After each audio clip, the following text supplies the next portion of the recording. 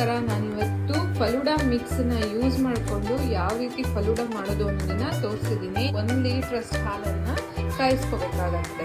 ಅದಾದಮೇಲೆ dry fruits, ಆಮೇಲೆ 1 ಸ್ಪೂನಷ್ಟು ಕಸ್ಟರ್ಡ್ ಪೌಡರ್, ಇದಿಷ್ಟು ಫಲೂಡಾ ಮಿಕ್ಸ್ ಮಾಡೋದಕ್ಕೆ ಬೇಕಾಗಿರುವಂಥ ಸಾಮಗ್ರಿಗಳು.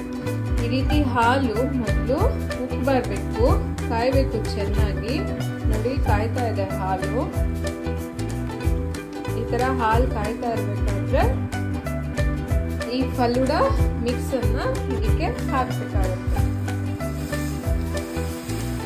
ಇದು ಹಾಕಿ 15ರಿಂದ 20 ನಿಮಿಷ ಇದು ಹಾಲಲ್ಲಿ ಚೆನ್ನಾಗಿ ಬೇಯಬೇಕು. ಇದಾಗೋಷ್ಟರಲ್ಲಿ ನಾವು 2 ಸ್ಪೂನಷ್ಟು ಹಾಲನ್ನು ಈ ಕಸ್ಟರ್ಡ್ ಪೌಡರ್ಗೆ ಹಾಕಿ ಚೆನ್ನಾಗಿ ಮಿಕ್ಸ್ ಮಾಡ್ಕೊಳ್ಳೋಣ. ಈ ಥರ ಚೆನ್ನಾಗಿ ಮಿಕ್ಸ್ ಮಾಡ್ಕೊಳ್ಬೇಕು. ಇದು ಆಗಿದೆ,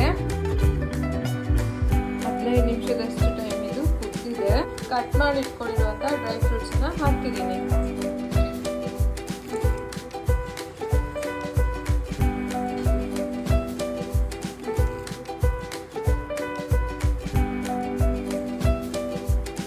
ಕುದಿತಾ ಇದೆ. ಇವಾಗ ಡ್ರೈ ಫ್ರೂಟ್ಸ್ ಹಾಕಿದ್ದಾದ್ಮೇಲೆ ನಾನು ಕಸ್ಟರ್ಡ್ ಪೌಡರ್ನ ಹಾಲಲ್ಲಿ ಮಿಕ್ಸ್ ಮಾಡಿ ಇಟ್ಕೊಂಡಿದ್ದೀನಿ. ಇದನ್ನ ಹಾಕ್ತೀನಿ.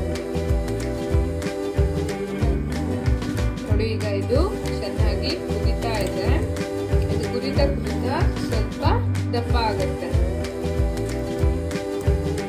ಗೊತ್ತಾಗ್ತಿರ್ಬೋದು ನಿಮಗೆ, ಹಾಲು ಸ್ವಲ್ಪ ದಪ್ಪ ಆಗ್ತಿರೋದು.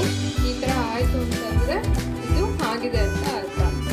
ಇದು ಸ್ವಲ್ಪ ತಣ್ಣಗಾದ್ಮೇಲೆ 30 ನಿಮಿಷಗಳ ಕಾಲ ಫ್ರಿಜ್ಜಲ್ಲಿ ಇಡಬೇಕು. ಫ್ರಿಜ್ಜಲ್ಲಿ ಇಟ್ಟು ತಣ್ಣಗೆ ಮಾಡಿ ಆಮೇಲೆ ಇದನ್ನು ಕುಡಿಬೇಕು. ತುಂಬ ಚೆನ್ನಾಗಿರುತ್ತೆ, ಟೇಸ್ಟಿಯಾಗೂ ಇರುತ್ತೆ, ಮಕ್ಕಳಿಗೆಲ್ಲ ತುಂಬ ಇಷ್ಟ ಆಗುತ್ತೆ. ಈಗ ಇದು ರೆಡಿ ಆಗಿದೆ. ಇದು ಸ್ವಲ್ಪ ತಣ್ಣಗಾಗಬೇಕು. ತಣ್ಣಗಾದ್ಮೇಲೆ ಮತ್ತೆ ಫ್ರಿಜ್ಜಲ್ಲಿ ಇಡೋಣ. ನೋಡಿ, ಈಗ ಇದು ಸ್ವಲ್ಪ ಮಟ್ಟಿಗೆ ತಣ್ಣಗಾಗಿದೆ. ಇವಾಗ ಇದನ್ನು ಫ್ರಿಜ್ಜಲ್ಲಿ ಇಡೋಣ. ಫ್ರಿಜ್ಜಲ್ಲಿ ಇಡ್ತೀವಿ.